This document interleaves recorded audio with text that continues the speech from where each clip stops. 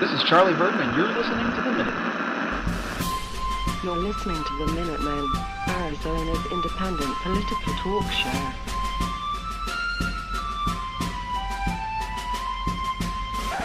Alright, welcome to a very special edition of the Minutemen. I am your host, CT Rob, with the Dark Frenchman, CT Steve. Yes, thank you. The Squid. How you guys doing? And our Tucson correspondent, the Exiled Matt. Hello. And we are sitting down with Charlie Verdin, who's running for the House of Representatives in District 2. That's Tucson, Green Valley, Bisbee, Sahara Vista, Douglas, Benson, Wilcox, and Tombstone. Charlie, how you doing? I'm doing great. Thank you so much for having me. Thank you for being on the show. So first things first, why don't you go ahead and tell our listeners a little bit about yourself? Sure. I'm a local business owner here in Tucson, Arizona. I've been here for several years, helping to grow my little business out of nothing into something pretty successful. And having become more and more a part of this community, I've gotten a feel for what this area is like and what they'd like out of their government, and I'm seeing that they're just not getting it out of what they currently have. Plus, in general, I feel like there's a problem right now in the country as far as faith in the government. Mm-hmm. There's not a lot of it to be had, Yeah. and not a lot of cause to get it. And I'd like to start getting us on the road to changing that. Why Tucson? Well, for one thing, it's cheap here. It's a great place to have a business. It's a lovely, lovely place. Not too many natural disasters. The way I like to think of it is, whereas a lot of other places, like where I grew up in South Louisiana, we would have hurricanes every once in a while. Other places in the country, you'll have tornadoes and earthquakes and all that. Around here, instead of very dramatic, sudden natural disasters, it's a nice, quiet, constant one. Yeah, I hear you. Of heat. Yeah, exactly. Of heat strokes and death. I hear you. So, you're running as a Democrat, right? Yes, sir. In a pretty big field, though, wouldn't you say so? Yeah, from what I've heard, there's been, at some points, over 20 people at least interested. Mm-hmm. Fewer than that have actually declared, but yeah, there's a lot of people to choose from. And I actually think that's a pretty good thing, because the more people we have out there, the more people, the people of this district will have ideas that they can choose from. And that diversity, I think anytime you have a lot of people out there, then that means that the establishment has not chosen somebody for it, and you just got to deal with it. I believe that very thing. And yeah, I don't want to see that. I want to see choices. I want to make certain that it's the people who are making that decision. But what makes you think that you're going to stand out? You know, what makes you think that you're going to stand out among all your other opponents? And if you want to talk about your opponents, go ahead, feel free as well.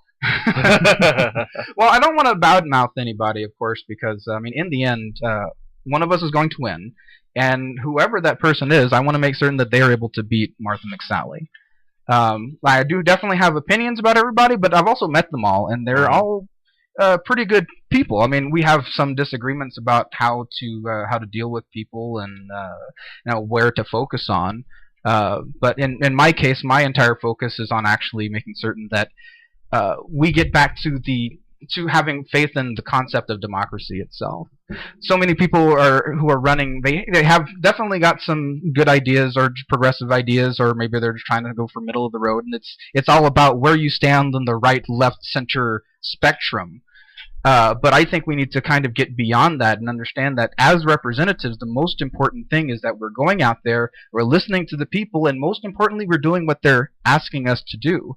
And nobody's really focusing on that. And it's a very difficult thing to promise, because whenever you say that you're going to do what they ask you to do, then that means that someday, we might end up having a vote coming up on Medicare for all. And whenever we go out there, we're going to talk to people, and it could be, I hope that's not the case, but it could be the case that whenever you talk to everybody, the majority of people say, no, that's not a thing that we want. Mm-hmm. And then whenever that happens, as a representative, you have to say, okay, that's not what I would do, but you are the bosses, I'm going to have to do what you say. So your correspondence first, right? Yes, and I think it's important. You have to be transparent whenever you're doing it. You have to say, this is where I stand on the issue. I think Medicare for All is a great idea, and here's why, here's all the data, and if that's not enough to convince everybody, then yeah, you end up having to take a back seat. Interesting, okay.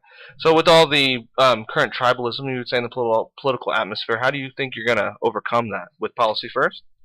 Yeah, and just generally just trying to connect with people. Because one of the biggest criticisms I would give you, and I was telling these guys, it's hard for Democrats to run in Arizona because just being a Democrat is just kind of, oh, God, he's a Democrat. We don't want no lib. That's definitely true. And in fact, I guess I have a slight advantage in the fact that up until about 2 years ago, I was not a Democrat. I was an independent. I was committed to an independent because I grew up in, I was born and raised in South Louisiana, which is also heavily, heavily conservative. And the impression that you get whenever you're surrounded that, even though I personally was always pretty liberal and I always ended up fighting back against the conservative agenda that that receives so much propaganda there, I still kind of saw from their perspective what it meant to be a Democrat, and it wasn't about just having these liberal ideas that can actually improve the country. It was more, they're right, you're wrong, you should feel stupid for disagreeing with them.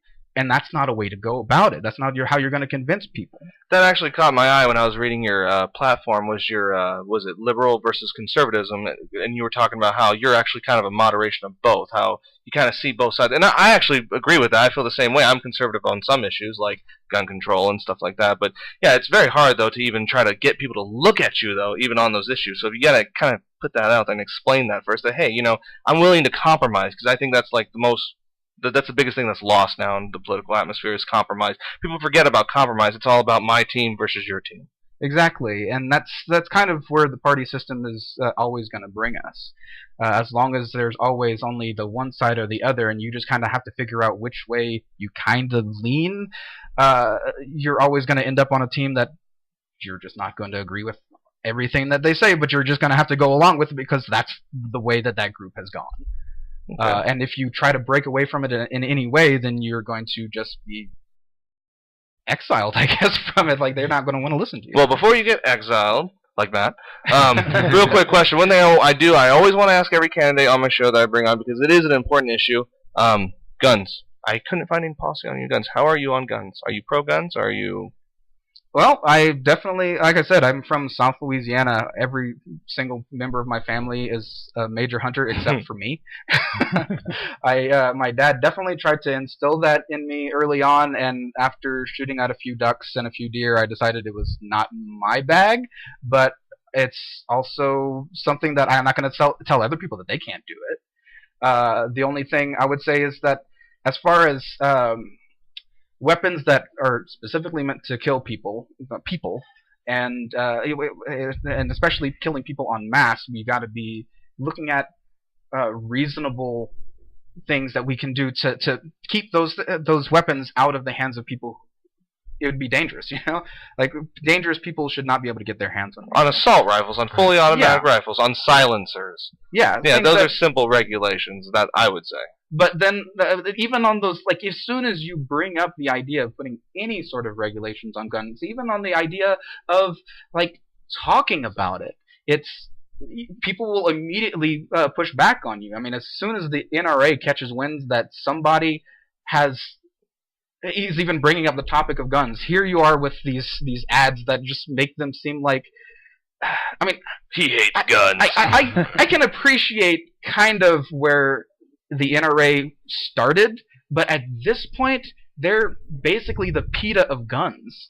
They've become that's a great analogy. I like that, actually. That's really good. And they make other people who are defending the Second Amendment look like idiots, and that's not what they should be doing. Right.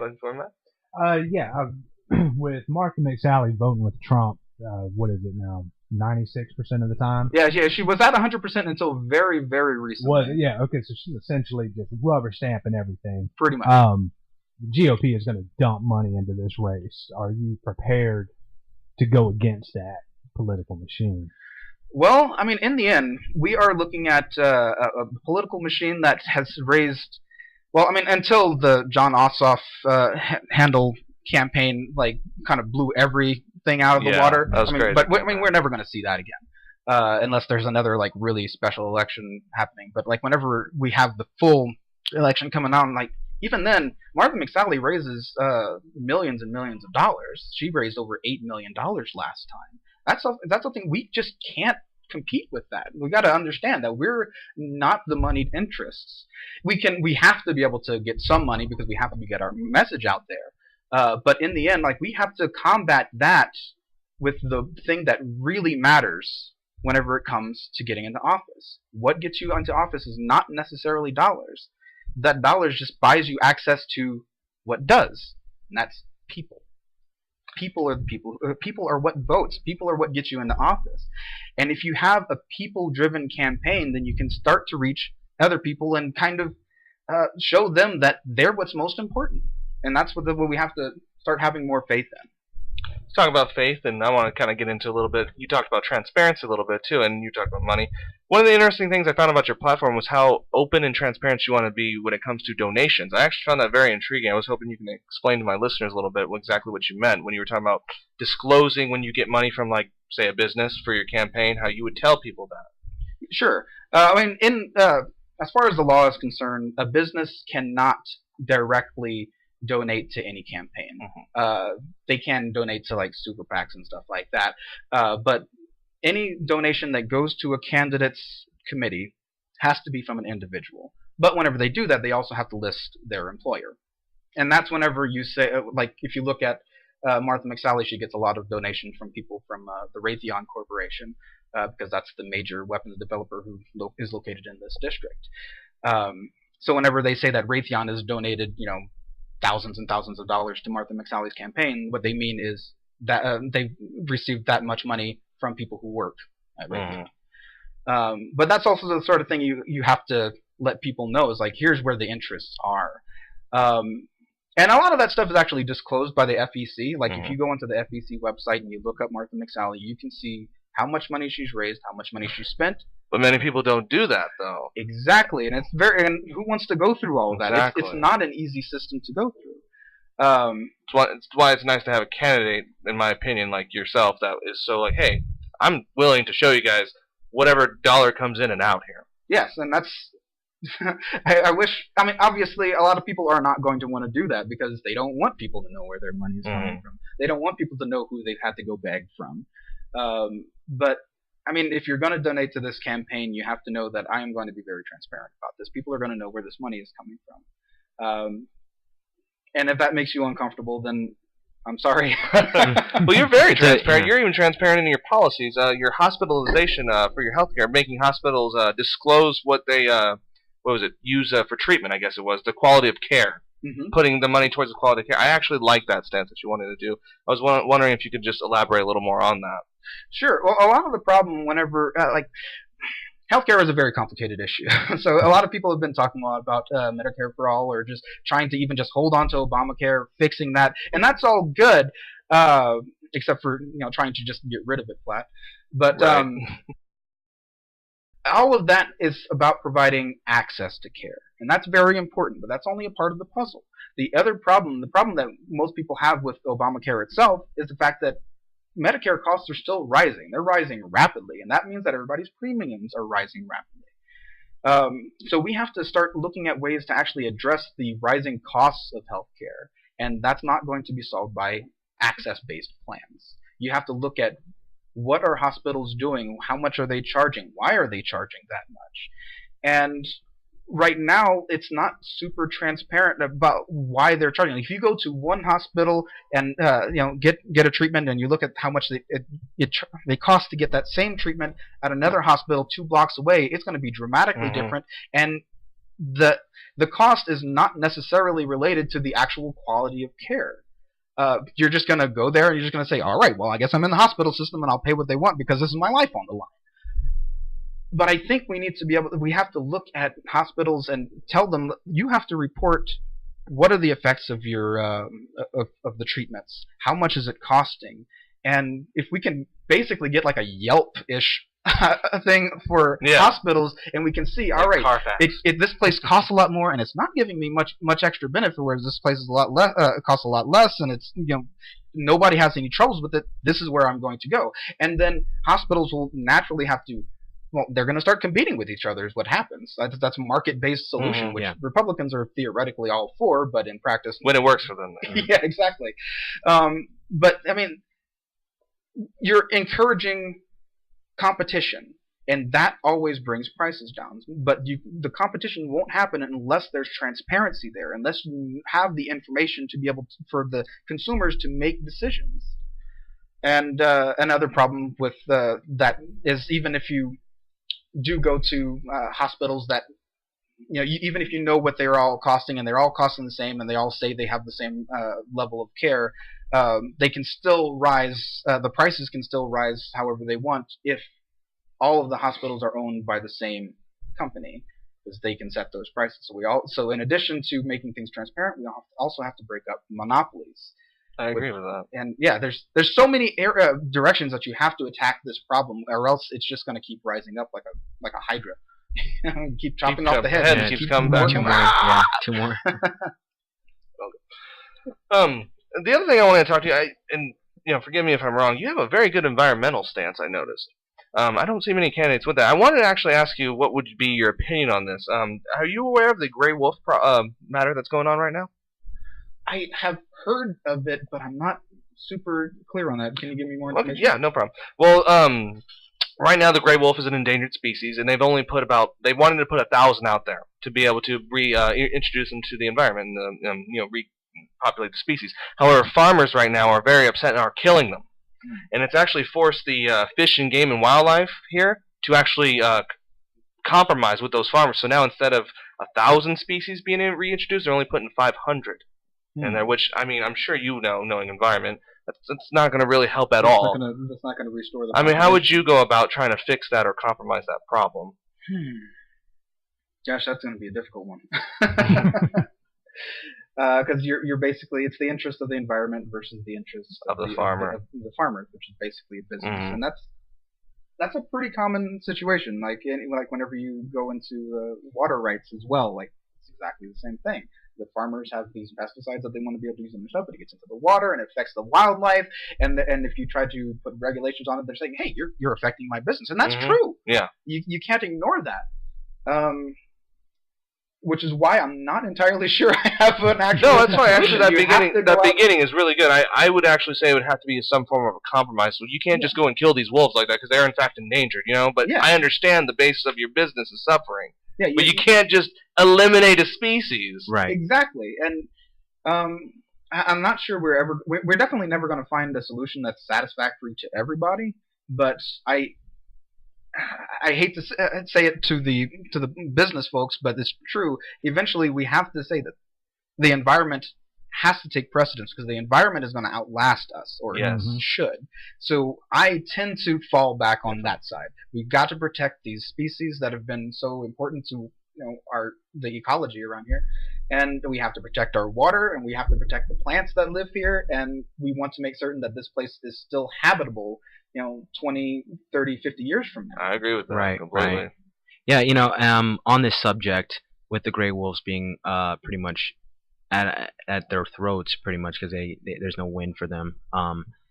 They're looking for strategies right now. The nature, they're looking for on one end, you have the gray wolves don't have a choice. You know what I mean? They have to go into these wildlives, and they have to eat and survive the way they can if they're being let out. And with the farmers, just like you said, they have pesticides that are basically killing them off anyways without them, trying, if they leave the farms alone. But business versus the environment. And it is a tough decision, but I feel like it's, the world's tough. There's full of tough decisions. Somebody has to make them. So on this subject, when for your politics and stuff, are you willing to make a tough decision when it comes to you, or are you going to just go ahead and just exhaust all your preservatives before you make an example? Because the thing that people want to know from you is, how can I trust you, without knowing you? Yeah. So on this, can you just elaborate just a little bit more on what is going to push people over the top to get on your side and your wagon and be able to trust you? To be like, Charlie, that's my boy. Well, as I said before, in the end, the top of my list is fighting for the concept of democracy itself, and that means that in the end, the people have to be able to tell me how they want me to vote. I would love to talk to all of the wildlife folks, all of the conservationists out there, to make certain that they can give me all of the ammo they can give me to make the case for protecting the environment and protecting the wolves. And then I have to turn around and make certain that I can present that to the people in as clear and concise a way as possible to bring them to my side. But in the end, like, once I make that presentation to them, they're going to tell me the way that they want to vote. And if they end up saying, no, we want to reduce the number of wolves going out there, and then I have to say, all right, okay. Right. But I mean, those are the hard decisions that you have to make whenever you put your faith in a system of government like this. Interesting. Yeah. So you being Tucson being so close to the border, I was wanting to get your clarification on some of your immigration policies. Sure. If you could tell me. Oh, okay. All right, sure. Well, I think that in general, immigration is a good thing.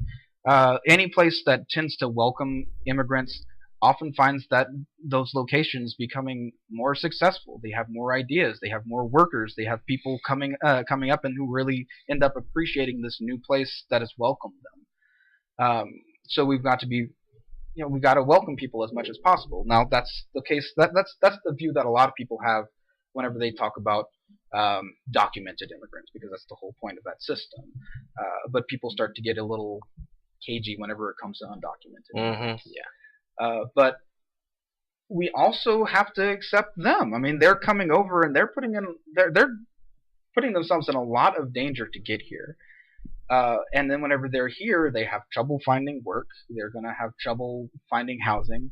And as long as we are making them have to go into hiding just to survive, then a lot of times, like some of them, whenever they get desperate, are going to end up turning to criminal activity just to get by. So you're for a border wall, is what you're saying, right? No, not at all. I think we need to get a path to citizenship for these folks. Like, if they're going to go through all the trouble, and the fact is, a lot of the people who come over here, they're escaping awful, awful situations where even whenever they get over here and they have a hard time finding work and have a hard time finding a place to live, it's still better than the situation that they've left. And so like, we have a policy in this country about providing asylum to people who need it. And we've always had that. We've always said, look, if you're hurt, if you're hungry, if you have no place else to go, you can come here and you can find opportunity. But we're not living up to that right now. Because these people coming up here, they're of a slightly different color. They don't speak the same language as us oftentimes, and so people are saying, no, we don't want them a part of our culture. But lack the of fact empathy. is, they're already a part of our culture. And we just have to accept that we are going to be better off if we provide them a path to citizenship. Because then they can start to participate in our economy. They can come out of hiding. They won't need to resort to criminal activity. They'll be able to find housing and become a part of this country. And we have to embrace that. So I had a quick question for you on that note there. So you think we vet enough on immigration? What do you like the process in which to go through immigration? Oh, the vetting process. Do you think it's enough, or do you think we need more? Because I'm under the opinion personally that I think there needs to be put more to it, because we do have a long vetting process. You have to go through 3 agencies just to get into the country. Yeah. So I don't think many people just think, oh, you just walk through the line and there you go, and you're in the United States. It doesn't work like that. Right. But some people are still like, I hear arguments like visas should be based on the year. It's like, what? People die waiting for their visas. So would you say like a solution is to make it easier on that process? Yeah, we've got to streamline the process. I mean, we don't need to streamline it so much that we're letting people who have actual criminal records or a history of violent crime in, but we can still streamline the process to where we're still catching who needs to be caught. Okay. Right. Question: how do you feel about marijuana? And are you going to vote for the new marijuana bill that is coming up? I mean, let's see. Let's answer your question one at a time. Okay. No. All of them. All at once, Charlie. Well, I do not personally smoke marijuana. I have never done that, but I have a lot of friends who have, and frankly, I don't find that they have suffered in productivity. They have not caused harm to anybody with it. No more so than anybody who has no more so than anybody who drinks alcohol to excess. I mean, yes, it's something that you can do to excess and it can cause harm. But you can abuse cheeseburgers though. Yeah, exactly. Everything can be brought out to excess. So yeah, I think that we need to. I think we should legalize marijuana, just straight up. Then we can tax it, we can regulate it, we can provide help to those who end up using it too much, and we can stop this trade that has given so much money to criminal folks across the border who strap marijuana leaves to people's backs and force them across the border to deliver it here. I mean, there's so many problems that get solved if we just say, okay, it's legal now, we'll just regulate it. Right. I agree with you 110% on that. But do you think it's also because we can't get past it because of barbarism of what we've been dealing with for years and years and years of how it's just we can't let it be legal. It's the devil's lettuce. It's it's the gateway drug and the reefer madness. Yeah, it's pretty much these myths that really haven't been solidified yet as truth. And I do sympathize with you saying that because I don't either. I don't smoke or do anything like that, but I don't discredit the people that do. But to the naysayers that say that they are lazy, they're potheads, they sit on the couch, they don't do anything, they don't contribute to society. To those naysayers, saying that like you want it to be legal because okay, if we tax it, it'll be better. But for those people that just don't see it that way, they think of it like, well, they're not doing anything even if you made it legal. You're making it legal, okay, fine, they're just going to sit around. They're not going to do anything, you know what I mean? Or they think, hey, he's going to be smoking while driving. That's just as bad as drinking while driving. Forget about the children, Steve. All the children not really a big thing, but what do you think on that for those people that are the naysayers and do see it as like, no, it needs to be illegal? Well, in that case, to convince them, we need to start looking at the actual data that we have. I mean, at this point, we have at least 2 states. Do we have more yet? No, it's just those 2. Okay, well, let's still 2 states. Legalize it? Yeah. 2 states where marijuana is legal for recreational use. And they are in chaos. Yeah, and sadly, Denver is no longer with us, and flooded out with tax revenue.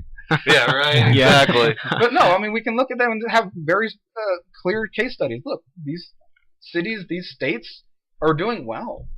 They haven't burned down. They haven't lost productivity.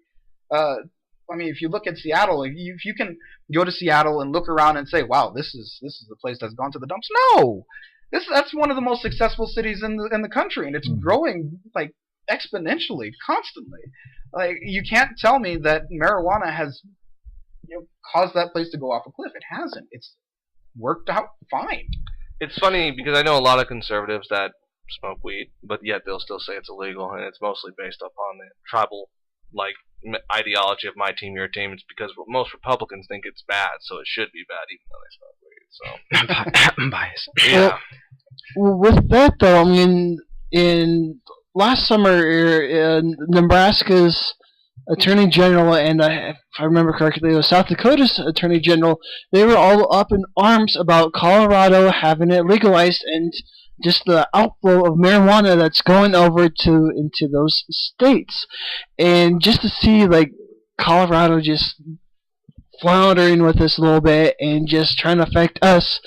Once the new bill for the legalization or the safer legalization bill for marijuana comes around, would you be able to vote for it, or would you want to say, I want more information about this before I can say yes or no?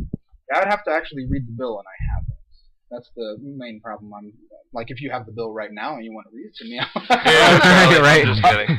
I have it at home, but they do decriminalize it. They tax it so that some of this money does go back into education, which this state desperately needs that revenue for. Charlie, how do you feel about the current education system right now with the voucher system being pushed so hard in Arizona? I mean, do you agree with it, or do you think that we do have enough options in school? I think that the voucher system is a direct attack on poorer schools. I mean, just full stop. That's what it's all about. The fact is, the people who can go and use vouchers are usually the more wealthy people who probably are going to be putting their children into private schools anyway, or charter schools and such. They don't really need these tax incentives. It's just pulling it away from the public school system, and that means that the public schools are just going to get worse. I don't really see the justification for the voucher system yet. I don't see why people are so interested in pushing it. Because we need more choice in school. That's the argument we keep hearing. Sure, that might be what they're saying, but in fact, they're just saying we want to make certain that rich people are paying less. It's a tax break to the rich. That's all it is. And less accountability for the schools themselves, exactly, the private schools. So they want more with less accountability. And they don't have to disclose any of that information either out there. And any money that they receive, they don't have to tell you how they're using it at all. Exactly. I mean, the more you look into the education system in Arizona specifically, the angrier you're going. Absolutely. It is just infuriating. Absolutely.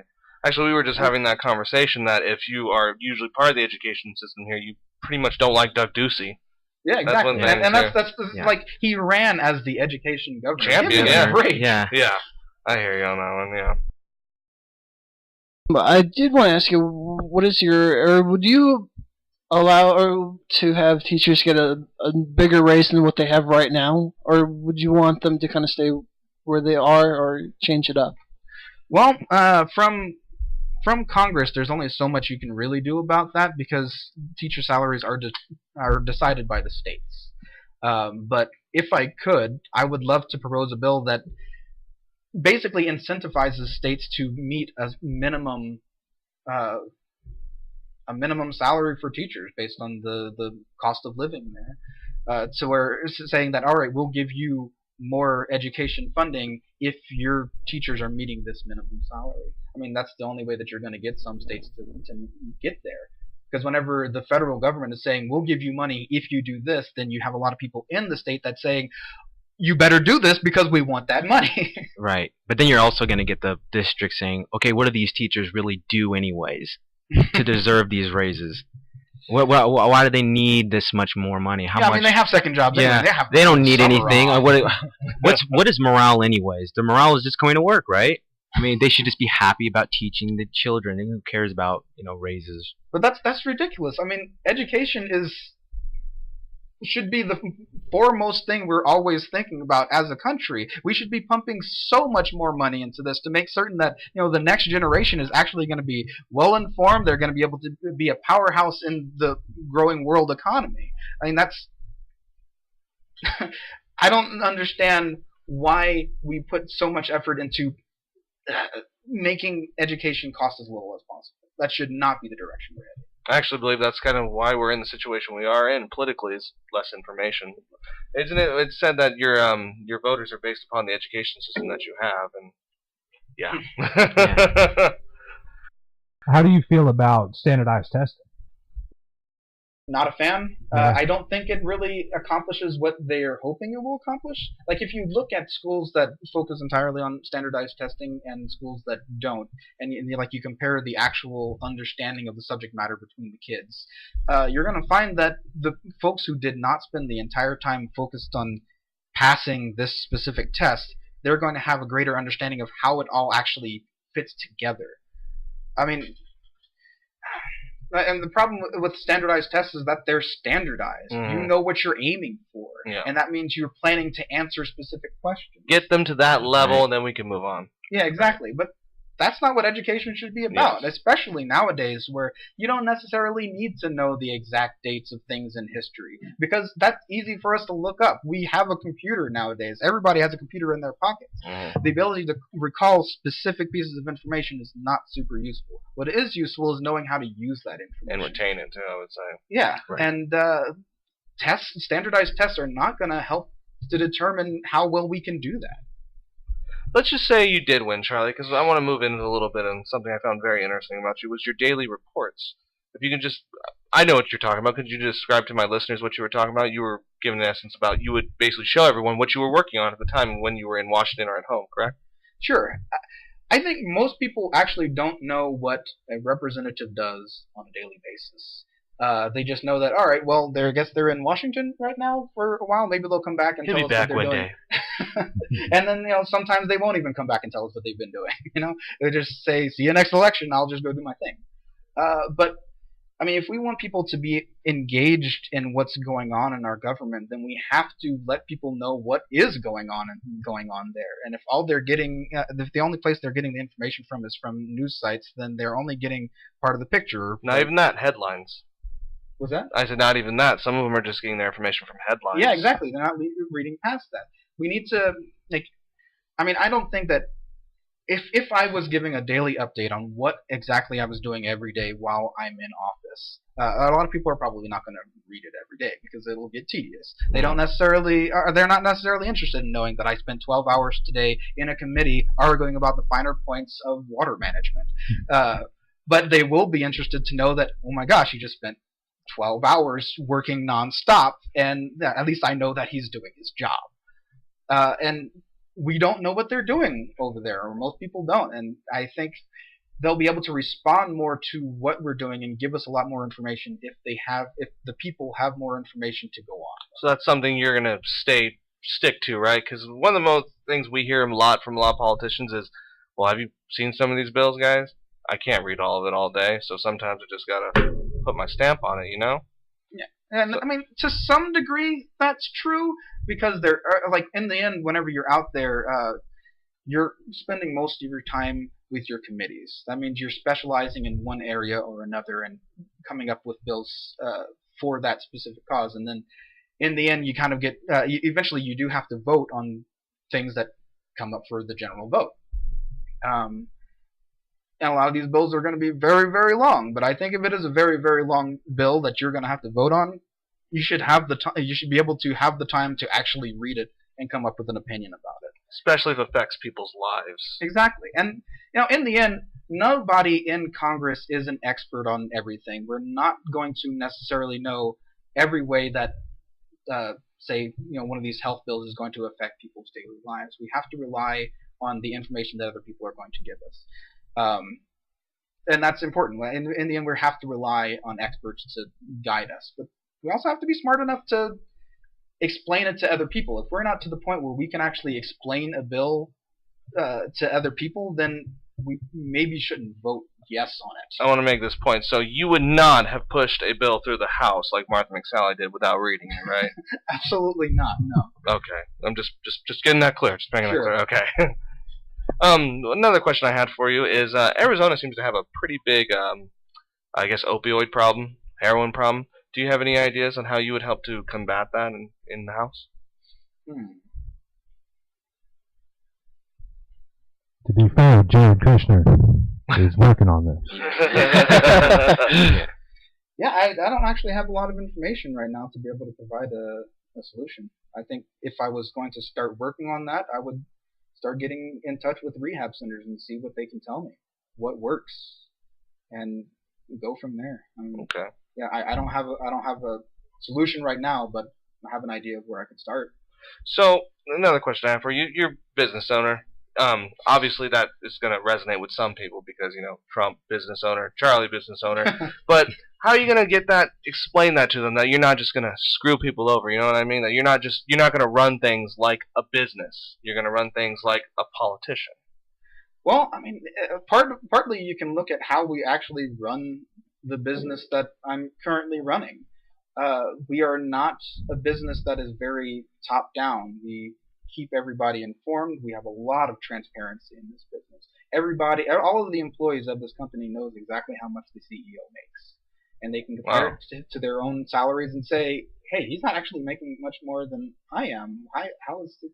Okay, Mm-hmm. and because you have to, we take care of our employees. We make certain that their health care is covered. We make certain that they have a positive work environment. We keep them invested in the company. And whenever you have everybody invested in the success of the company, then the company is going to find success. And you can take that same idea to politics. If you can get everybody else on board and get invested in the success of this country, then we can take it to success. That's, the my American short dream. version. Yeah, it's the American dream of a politician. Yeah. Your favorite color, Charlie? Oh boy. Well, let's say purple. Okay. Actually, that's my favorite color, so that's perfectly awesome. Hey, we share the same color. That's awesome. But you know, I can't pull it off. That's the problem. I can't pull off purple. I'm currently wearing an orange Hawaiian shirt. It looks good. Let me just tell you guys, it looks good. Summer, man. Just rocking the Hawaiian. Right now. Yeah. It is. Oh boy. So let me see here. So, what do you feel like is the most important thing for Tucson right now? As Tucson as a whole, what would be your goal to help Tucson rise up, I guess? Like, what do you want? What is your idea for Tucson? Or District 2, I should say. Yeah, District 2 is like whenever you look at District 2, there's pretty dramatic differences depending on where you are. It's basically there's Tucson and then there's Cochise County. Cochise County is a lot more rural. The city aspects just don't apply. Mm. The problem with Cochise County right now is the fact that it is a shrinking county. It's losing, from what I understand, about 600 people every quarter. People are just fleeing it because there's not much going on for a lot of people there. Healthcare is hard to find, quality healthcare especially. Like right now, if you're in Sierra Vista and you break an arm, chances are you're driving to Tucson, and that's a long drive. And the problem with Cochise County is that it was founded on being a bunch of mining communities, basically. Which is gone. Yeah, you're just not going to find those jobs anymore. Yeah. Well, I don't know. President's saying, President's saying something different, Charlie. You sure about that? 45,000 jobs.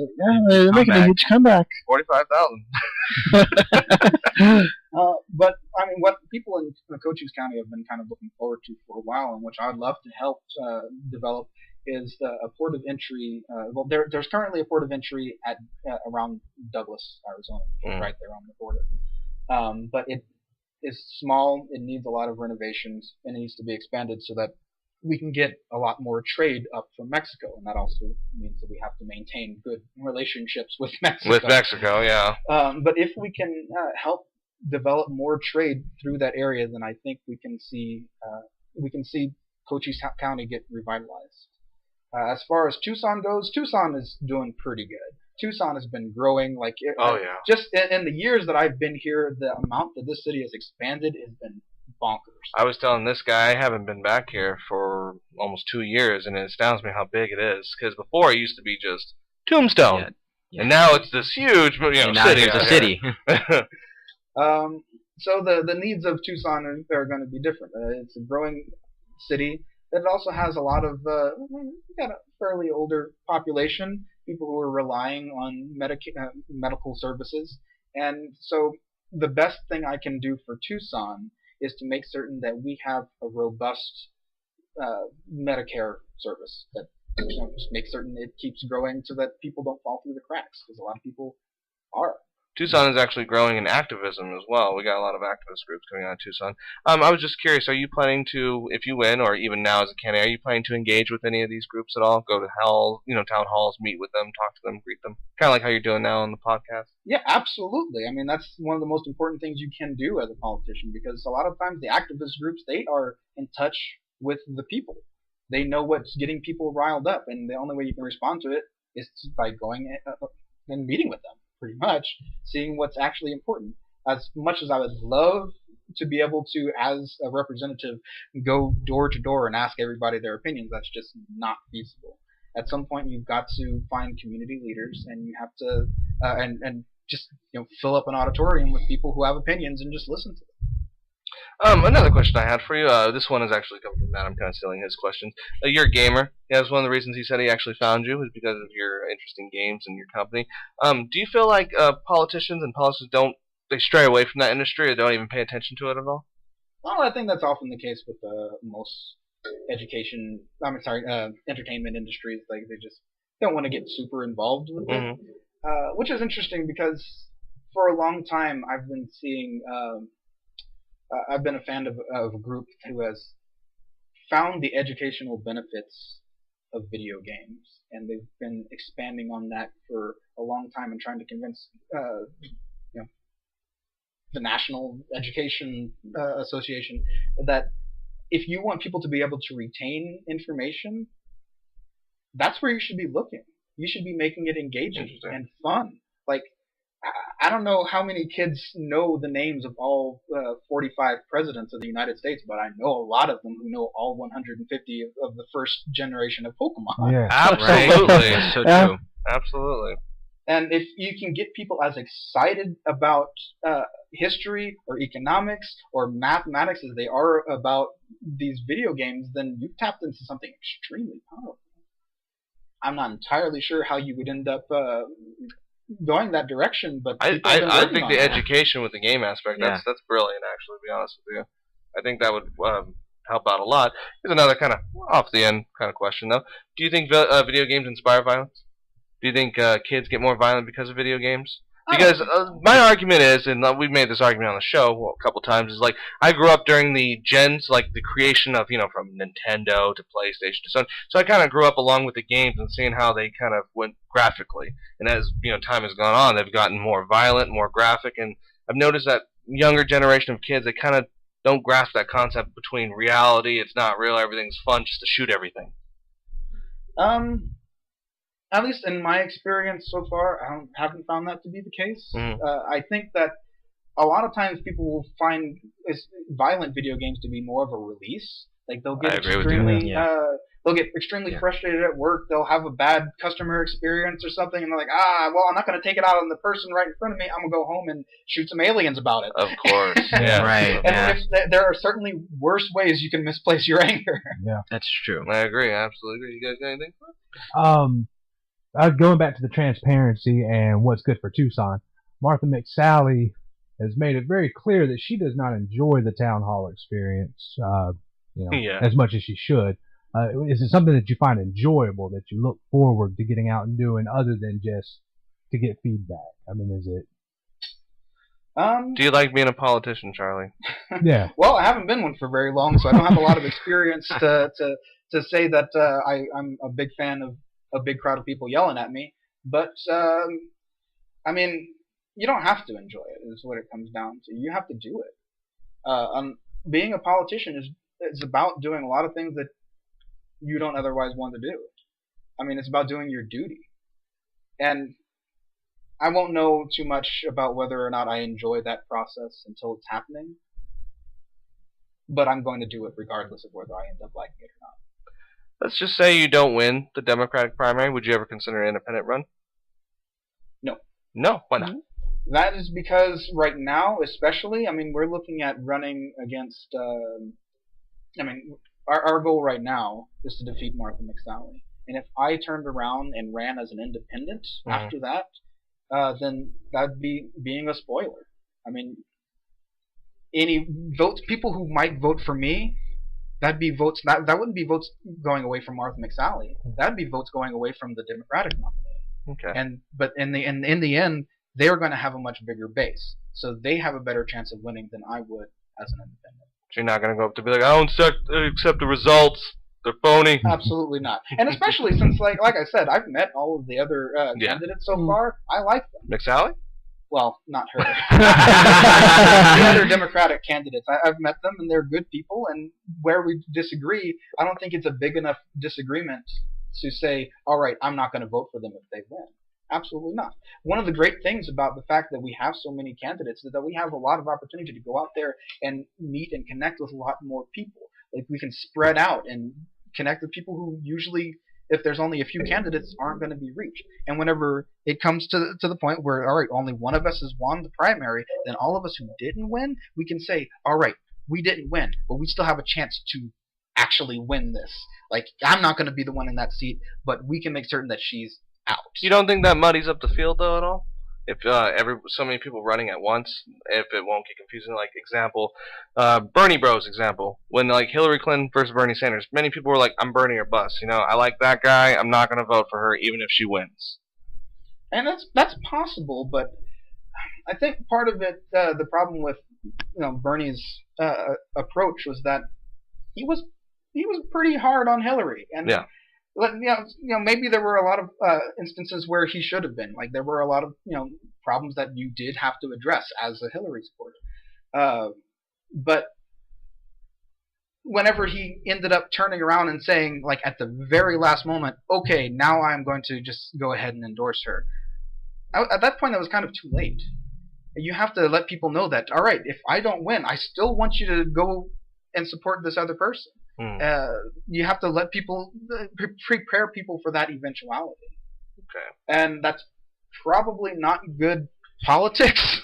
Like, I'm pretty sure that if I had a campaign manager right now, they would be coming in here and saying, no, don't say that. Well, no, what you're talking about is party loyalty.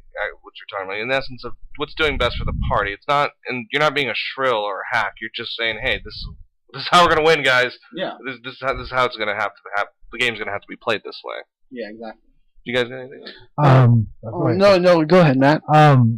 You said you met all the other candidates. Are you worried that it may devolve into a, well, we're not McSally type situation, kind of like the not Trump, vote for us just because we're better, or does it look like there's a good balance of policies? And that's certainly what I've seen a lot of people working on. Like, early on, I think there were a lot of, all right, well, it doesn't matter who I am, the fact that I'm not McSally is what's important, but especially, that's one of the great things about the fact that we have so many people, is that they are going to have to distinguish themselves beyond the fact that they're not McSally, because none of us are McSally. Yeah.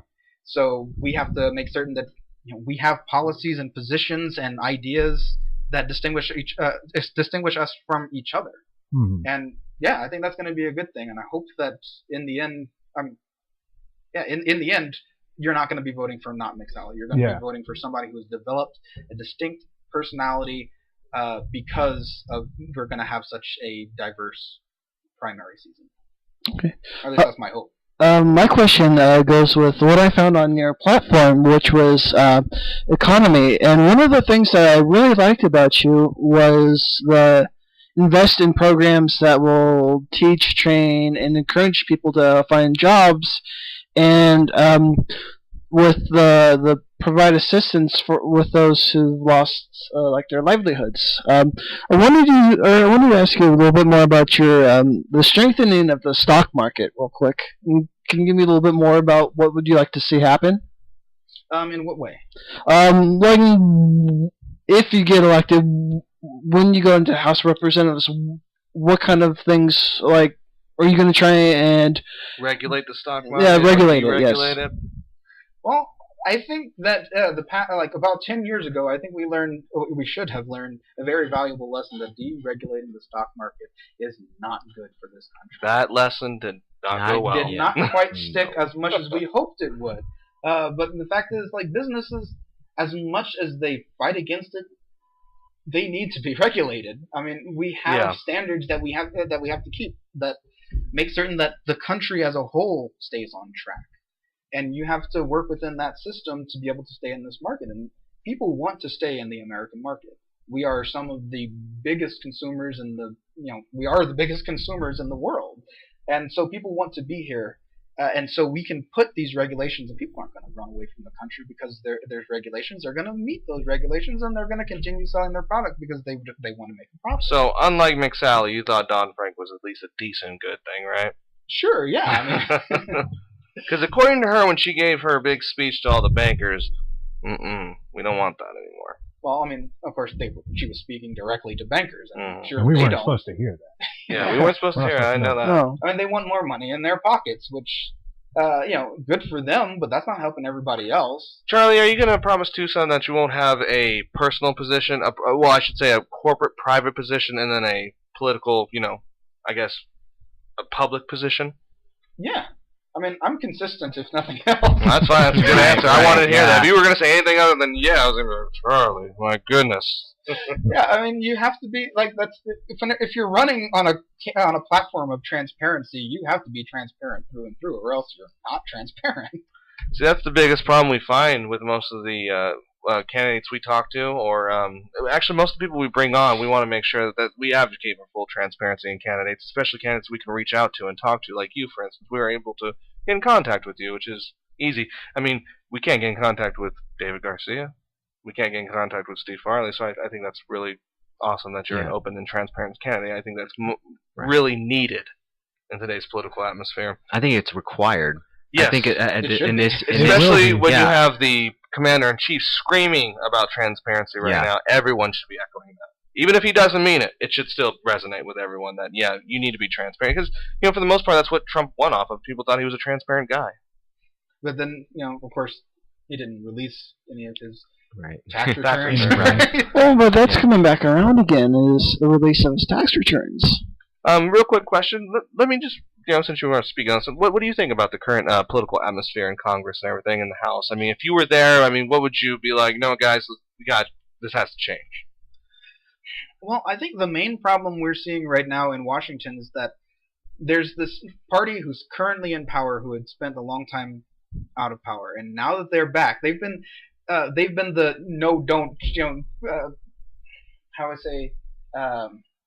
they just wanted to stop anything from happening for a long time. Now that they're in power, they don't know how to make anything happen. They've forgotten how to govern. And you'd go so far as to say they've forgotten how to govern? Yeah. Nice.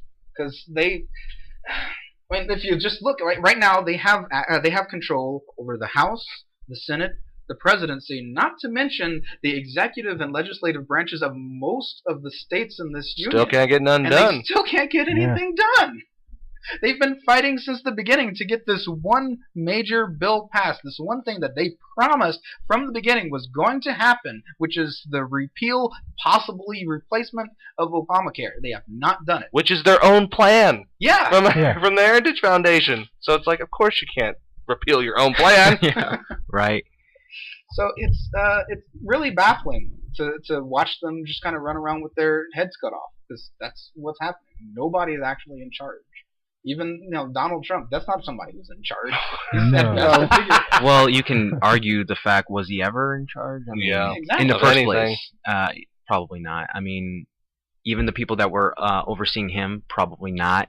I mean, the definition of in charge means you are definitively taking action, and no one else is really taking action. They're just kind of looking to the another person. Yeah, stick at them on his advisory table, dude. That's just people that just enforce his reality, man. They're yes men. That's all I do. Right. Say yes, yes, yes. And the really unfortunate thing right now that I have been seeing is that it's also kind of the case with the Democrats. Oh, absolutely. They don't have a clear vision right now. I would say that's one of their main problems, if not their main problem, is they don't have a main problem. There's this mission statement that I saw from the Our Revolution group, which is the group that came out of the Bernie Sanders campaign. And I'm just going to go ahead and read this because it's pretty cool. We all have a vision for what we want this country to become. We can make it a place that guarantees health care, education, and voting rights to all of its people.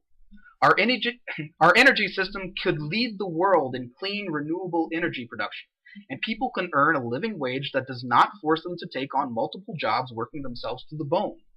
The private prisons, restrictions on women's health care, and illegal behavior on Wall Street can be curtailed and undone, clearing a path for a more just and inclusive society for all. This is not wishful thinking. It can be done, and so much more. And that's a vision statement. That's something that people should be able to rally behind. But of course, this is coming from an organization that came out of the Bernie Sanders campaign, which means that a lot of Democrats are still sore about the last election, and so anything that originated or even touched Bernie Sanders is poison. See, I don't understand that logic really, because it's like when I hear like the whole Hillary lost, Bernie lost, didn't we all lose? Didn't we just all lose as the Democratic Party? I mean, isn't it time to kind of move on? I mean, we all lost. Right. Hillary lost, Bernie lost. Yeah. We got to get back to the next election, guys. Exactly. I mean, we've got to stop beating each other up over, basically throwing blame around. We have to look back at, all right, what do the people want?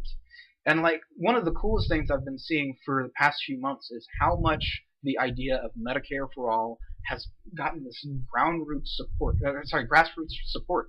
Like, I mean, I look at Medicare for all and I see something that it's not perfect. It's not going to solve all of our Medicare problems, but it's something that the people want. It's better than what we have right now. Better than what we had, yeah. And people, if we can get behind it and get even more people behind it, then if we can get it implemented, then people aren't going to fight it like they did with Obamacare.